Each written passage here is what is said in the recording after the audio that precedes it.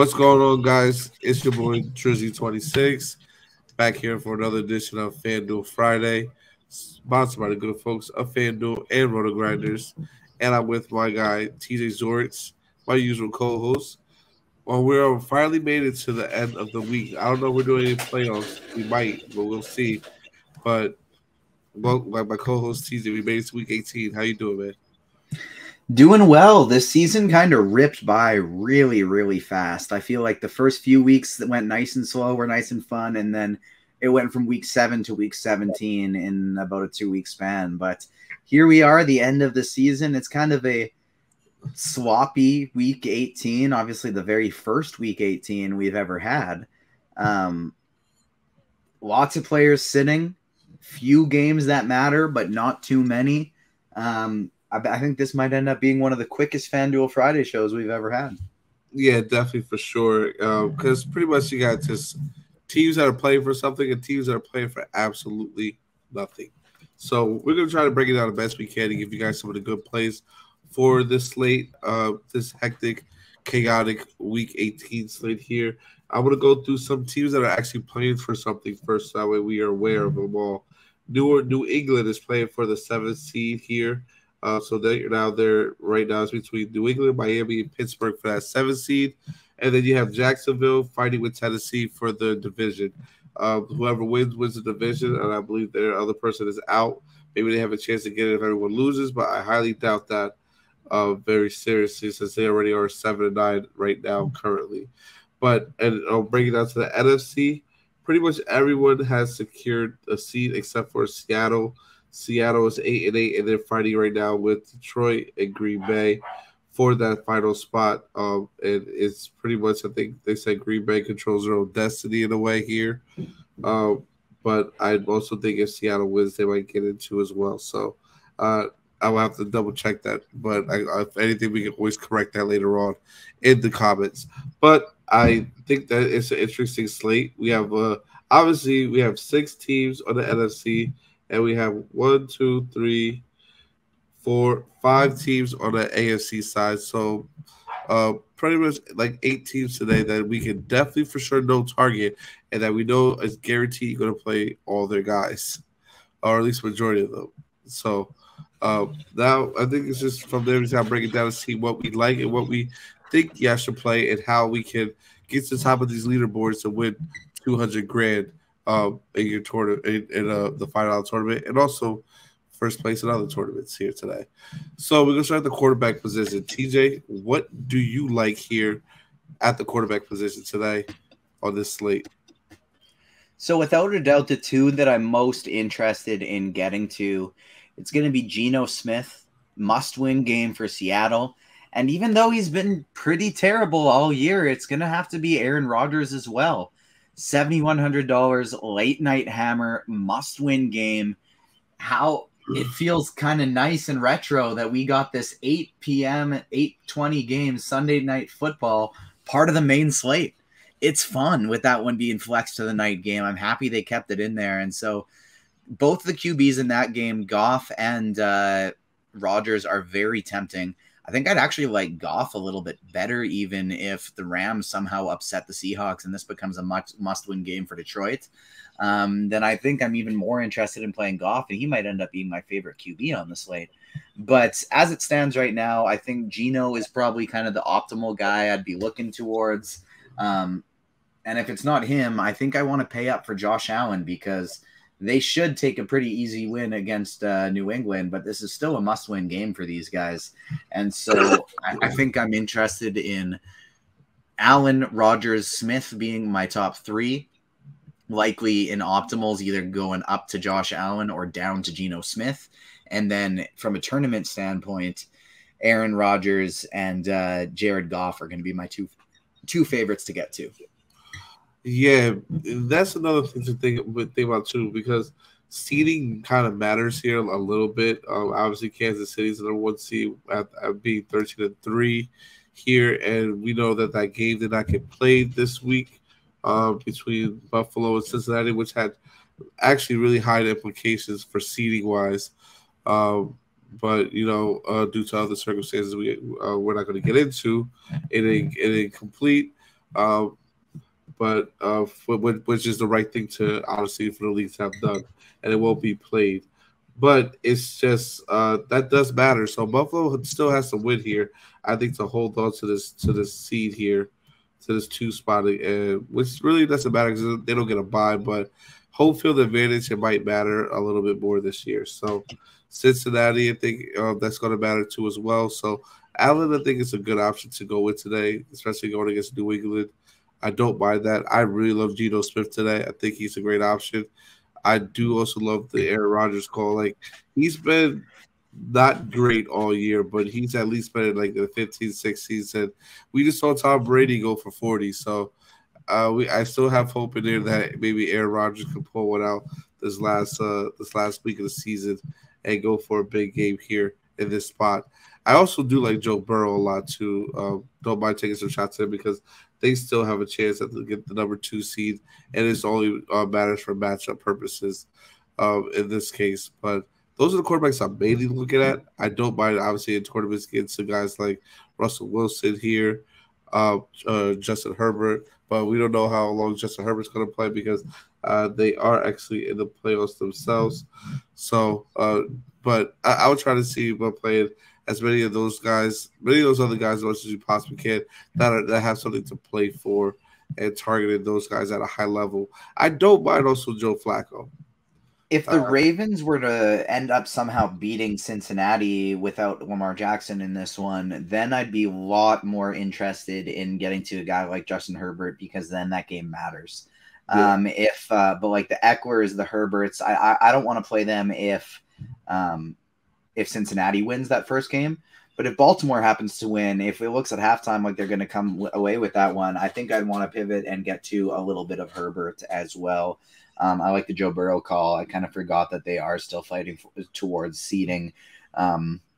Maybe a little Dak, maybe a little Jalen if I'm playing a lot of lineups. And I don't know, man. I don't think I can take the Joe Flacco call. I'll just play Miami's defense. I think Joe Flacco, they've been eliminated already. They don't want to play Zach Wilson. And we saw Mike White is now, out for this week. So Joe Flacco is a large GPP flyer against a poor secondary for Miami, I think. So that's the reason why I would play that in large field tournaments if you're making like 150 lineups, honestly. But we move on to running back here where we have obviously we have Christian McCaffrey leading the way, but he really has nothing to play for. So I don't know how much he's really going to get played a lot this week because they could rest. San Francisco is currently 12-4. I know they have the second seed. They do have a chance, obviously, at the first seed with the loss probably from Philadelphia, maybe. But that is seem like it might be a long shot here in this case scenario. But how do you feel about getting to a guy like Christian McCaffrey at 10K, or would you go more like lower down to his other rates where you have like Austin Eckler and Saquon, Dalvin, and everyone else?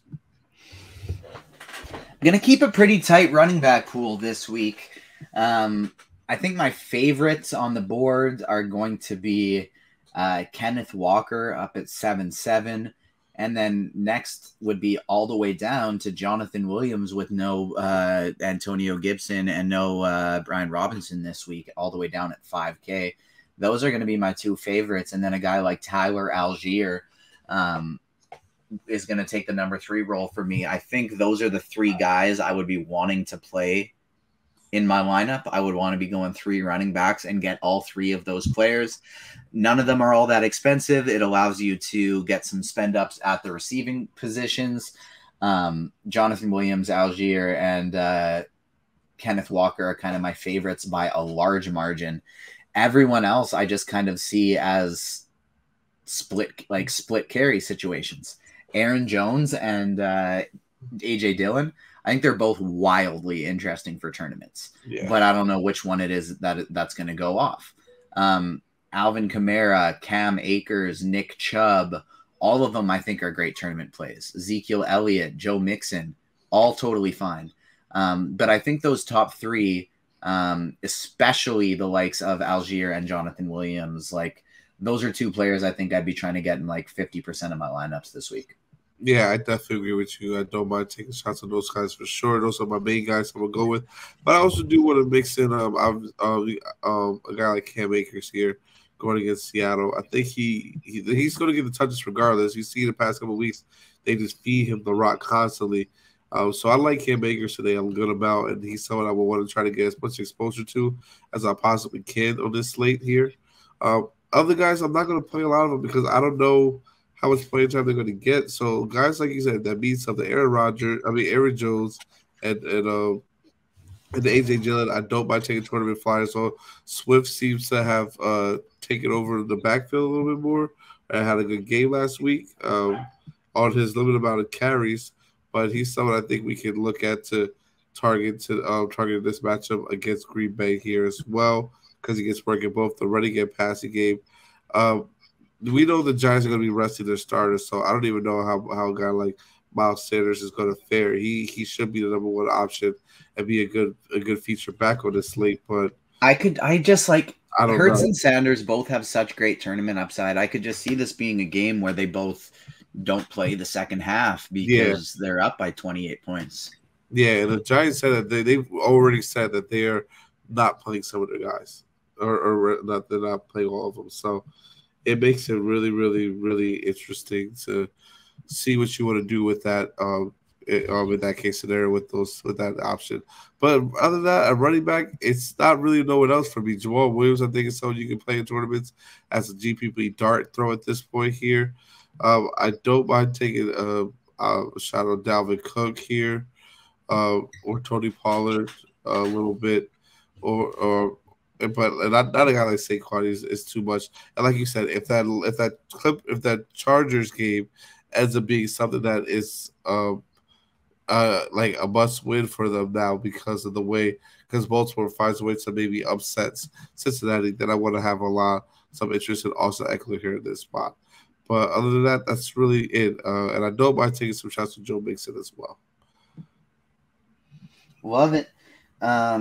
Swapping it over to the receiver position, this feels like somewhere else that I'm going to have a pretty tight pool this week. It's to me like I'm tempted to just run a lot of lineups with a really tight pool because I think it kind of provides some high potential value upside tonight. I'm going to be doing a decent amount of stacking. Like my favorites on the board. Obviously, Justin Jefferson has the highest ceiling on the slate. But Chase, I love, especially if I'm pairing him with Burrow. Diggs, I love, especially if I'm pairing him with Josh Allen. I think DK Metcalf and Tyler Lockett are probably going to be my two favorite receivers on the board. I'd want to make sure I have one of Kenneth Walker, Tyler Lockett, or DK Metcalf in probably every single lineup that I play this week. Amon-Ra St. Brown in that late night hammer is just so tempting. As is some of these Green Bay wide receivers. Christian Watson at 6'9", Alan Lazard, Romeo Dobbs. I think all three of those plays are super interesting for tournaments. I'm just mostly going to be stacking with my QBs this week. Yeah, I agree with that 100%. I think we should just stack with the QBs. And then just go from there. I might also want to try to there's going to also be some guys that's going to be playing for some incentives. So that's the one thing with the wild card with this last week too. There'll be guys out there that are playing for money purposes. So and if you can find those low owned guys that are going to get those reps because they're playing for money or they're playing for a contract, those will help you out a lot. So I don't mind taking some shots at some other guys just because of that. Chris Olave, I think it's a good option because I think he's going to get the work regardless to end off a great rookie season from him this year that he's had in the games he has played. Rashid Shaheed is also another one I do like a lot too at 5'8". Just name some other guys that you didn't talk about here on this slate for the wide receiver position. But mainly, Love both those calls, especially Shaheed. Yeah, so and most of these guys though that would be playing are going to be guys that are playing as part of my stacks. Don't mind Tyler Boyd either. Tyler Boyd I think is still a good play, good option that we have to look at and go to today. Will be it's just a roster if you're running different Joe Burrow stacks because he is going to get the work out there for sure. And Ooh, we have another quarterback change with Miami. Jalen Waddle, I think, is kind of interesting. I can't do it. Him or Tyree. I understand. I can't play third string QB receivers. They did it. I mean, isn't this the matchup though? I think that they played a couple of weeks ago where that QB played against the Jets. I want to say so. I mean, I want to say it was. And one of maybe I'm mistaken. I'll have to go look at the film again. But I remember one of these games earlier this season when Tua got hurt. The third QB ended up playing because Teddy Bridgewater got hurt the first. It was the Jets. He got hurt the first play of the game, and I thought one of these receivers had a big game, or was it the tight end? Maybe it was. He only had 166 passing yards, and he had no touchdowns in that game. Okay, so maybe it was the week after or so. But I know one of those weeks, someone had a big game for them. It wasn't with Skyler though. I think that was with Teddy or somebody else in there. I don't think I can go to those Miami players this week. The only Miami player I'm going to be interested in is their defense because they're just so cheap this week. Yeah. I think Moser might be interesting, but also like you said, Wilson's back. Oh, so never mind. See, yeah, it's just like there's so many of those backfields this week that it's like two to three guys are going to get 8 to 10 carries, and it's like that just kind of makes me want to shy away. I'd rather just go to a guy like Jonathan Williams and just hit the lock button on a guy who's 5K and probably going to get 20 touches. Yeah, this is like a week, like you said, where if you can make your pool down to where you have like 60 players, maybe 60, and just run a whole bunch of different lineups, you could possibly win a lot of money this week. Especially if you also have all the players that you know are playing for contracts and incentives, and throw some couple wild cards in there, you can win a lot this week. But I also do like T. Higgins a lot too as well as Jamar Chase. Remember last year, Joe Burrow, Jamar Chase against Baltimore went off. It went crazy 2 weeks against Baltimore last year. I still think they can do it again this year. That defense is still. I know that defense is good, but I still believe in this guy Jamar Chase here. I think he can have a very, very, very, very great game against Baltimore because I know they're gonna try to double team him, but he can still get the work. I'm with you there. I like some Jamar Chase today. I like some. The more I look at the slate, the more I like some Cincinnati stacks because, I find it's been really tough to fit expensive players in your lineups these past few weeks, and it really isn't today, this week. So I like getting to some Joe Burrow and pairing him with both Chase and T. Higgins. Hell, maybe even a 3 receiver stack for Cincinnati today. Yeah, if you think they're going to go with a complete onslaught, I love that. Let's go over to tight end where we have headlining here, George Kittle, who I think becomes a little bit unplayable for the most part with Deebo being back and also San Francisco playing for a little bit, but not a lot. They might be fine where they are. TJ Hawkinson, Mark Andrews, Taysom Hill, Dalton Schultz, Dallas Goedert, and Cole Kmet to round out the top tight ends that we have here on the slate. What do you think about those guys and some other guys on the slate as well? Who are your favorites to try to get to a lot of? This to me is crazily enough, like I think the hardest position on the slate because there's nobody that I really like. So like Kittle and Hawkinson, if I'm playing 150, I want to get over the 5% on them. I want to get maybe 8 to 10% just because we know what their upsides are. Mark Andrews is probably going to be my favorite guy in this must-win game.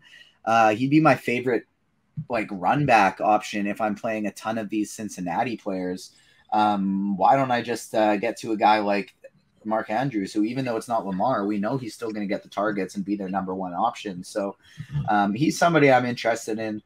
We have both Taysom Hill and Juwan Johnson questionable. If one of them were to miss, I think the other one is extra interesting. I'll play some Dawson Knox in my stacks. I don't think I want to get to all that much like Schultz or Goddard. Goddard getting double-digit ownership, I don't think I'm all that interested in. But Dawson Knox, I don't mind. Tyler Higbee has been really coming on with Baker Mayfield getting targets. And so maybe a little Tyler Higbee but like it's a pretty tight position. Like I don't mind the idea of just going with somebody like a Pat Fryermuth in the mid 5K range, just because I know he's going to get targets. I'm going to feel pretty safe about his floor. One other guy for tournaments that I want to mention that I would have some interest in though is Hayden Hurst. 2 targets in his first game back. If we want to play some Cincinnati stacks, I think Hurst is an interesting way to get different with your Cincinnati stacks. Yes, I love Hayden Hurst this week. I think he makes up for an excellent GPP play. Just to get a little different with the Joe Burrow stacks here in this matchup against Baltimore. So he's someone I would definitely probably try to get to a good amount of for sure. I don't think I would go with anyone else. I think you named all the guys that I would really play. Like, I would love to. Like, I don't even know how much they're going to give Taysom, how much more they're going to give Taysom Hill, because we always say it's a good GPP play. If he's in, I might want to get a lot of them because we have to think about it. What other tight ends are going to be able to have the upside he has on this slate? Another player, especially if I'm getting a Josh Allen, that I'm going to have some interest in, Hunter Henry, 5K. Jonnu Smith is currently questionable. If Smith were to not play, that kind of takes the guesswork out of things a little bit for the tight end situation in New England. They're going to be fighting to win this game. I don't mind getting to a little bit of Hunter Henry. I think he's somewhat interesting. Like, you can play some Robert Tonyan if you're stacking with Aaron Rodgers, but I'm either going to be using tight end today as pairing with my quarterbacks, or more likely, to be honest, as a run back with the other team. Yeah, same here. Can we go with our guy this week? Can we go with our guy? Isaiah Likely? Can we go with him this week? Like, it's a deep tournament play. I get it. It's not completely optimal, obviously, but they're going to need to pass the ball. So they're going to need other receivers to pass the ball to them in double tight end position. They do run some 2 tight end sets. It's not a great position, so I'll allow it. The one thing I'd say is we don't really need the salary this week. Yeah, but it's just a way to get different tournaments in a game that matters. Yeah, that's true. That's the where I was coming from with it. I understand the play and that, hey, if I'm running him in tournaments, I might be the only person with him. But if he falls to the end zone, that's all he needs to do. Catch a couple passes, get a touchdown, possibly, and he covers that position, and it maybe boosts me all the way up to the top of the leaderboards because no one has him. It's just a deep, deep, deep tournament play, though.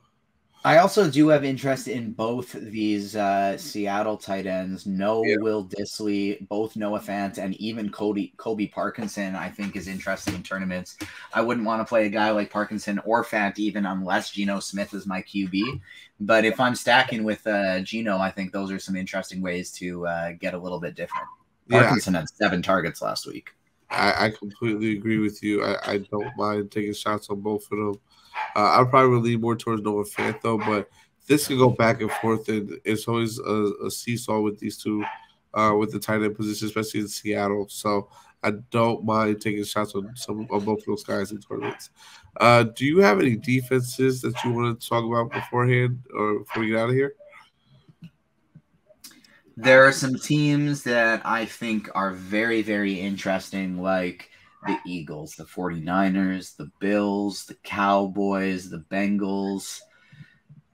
But it would take everything in my power not to at least get 50% Miami Dolphins. $3,500 against Joe Flacco. I don't care if they're going to be 10 to 15% owned. What's 10 to 15%? It's not like it's 30. I would probably at least half to 2/3 of my lineup would have the $3,500 Miami defense. Yeah, I get what you're saying. They are must-win game. Like, they are cheap, and I would honestly want to go. Like, I'd be tempted to go 95% Dolphins defense and 5% Joe Flacco. I get that, and I love it. I'd rather, like, out of the chalky defenses, I'm probably gonna go with the Minnesota Vikings to go and attack Stidham. I'd rather go against him. Oh, yeah, Nathan Peterman. Yeah, Peterman. Sorry, that's the Peterman. I'd rather go against Peterman. So that's that's the thing, right? It's like pick your poison, which one. So I'd rather go with that rather when it comes to chalky. But when it comes to like unchalky defenses and defenses that we want to just play and get over the field on and have a lot of exposure to, I might want to try to see maybe if I possibly can get up here a little bit and get to maybe the 49ers, possibly. But if not, then I'm fine with sticking in this mid-range here and going with a team like possibly even like the Colts, maybe against Houston or Houston, because they've been playing a little bit better defense lately too. So those are like the mid-range ones that I might go with, off a little bit different off the board. I've been doing a lot of different, like lately, just like saying screw it, I don't care who I play defense and including just a ton of teams in my pool. This week would be the smallest one I'd have in a while. Eagles, 49ers, Bills, Cowboys, Seahawks, Bengals, Packers, Chargers, Texans, Steelers, Vikings, Dolphins. And at bare minimum, half of that would be comprised by Vikings and Dolphins. Yeah. I believe that. Especially, I definitely would we just feel the same way. Especially about I probably think Vikings more than Dolphins, but we could be a little bit different on that one for sure. But yeah, I think that's it for today. I think, the slate overall is a wild card one. We can give you all the right plays for it. It's just a matter of you constructing the right lineups for it. But before we do get out of here, I hope we could maybe we'll have a playoff slate for the first round. We'll do next week. Producers, if you're listening, let us know. We can do that, and we'll be back. But also, we're going to give out our favorite plays of the week for this slate. What is yours, TJ? What stack do you think is your favorite stack of the week that you think is going to take it all down?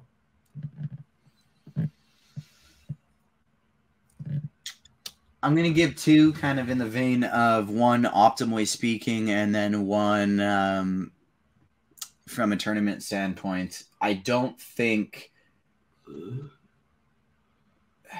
I have four. Like, that's the tough thing. I have four stacks I really want to play in bunches. And it's the Bills, the Bengals, the Seahawks, and the Packers. Those are the four stacks that I want to get the most of. I just varied in my head 3, 4, 5 different times with which one of those players that I wanted, which one of those stacks I wanted to go with, but I'm really struggling to narrow it down. The thing I feel the most confident with right now is I want to play a Seahawk in every lineup. I want to play Walker, Metcalf, or Tyler Lockett in every one of the lineups I play.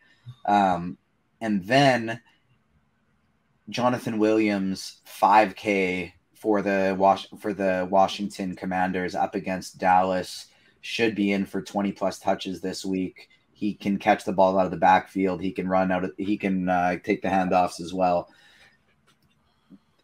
One Seahawk and Jonathan Williams is kind of going to be kind of like my tournament core. Okay. I think personally either the Bengals or Seattle stack is winning it all on Sunday. That's my bold call of it. I love what your takes on it. I don't mind Detroit in tournaments as well, or in Green Bay, both sides of that ball. But I'm gonna stick with mainly like those two I just mentioned there, and see what hopefully I can bring home some money and bring home first place. So before we get out of here, if there's any questions you might have, you can always find me on Twitter, obviously, or Instagram. I'll respond when I get a moment, or even comment on the video, and make sure you add us in there so that way we can respond to the messages when we see them. Obviously, we got them on the screen here. Jersey26_DFS is my Twitter handle, and TJ says at TJ Zwarych. _Zwarych5. So you can also check out his website, Agents of FanDuel. It's really good. So, anything else you want to say before we get ready to get out of here?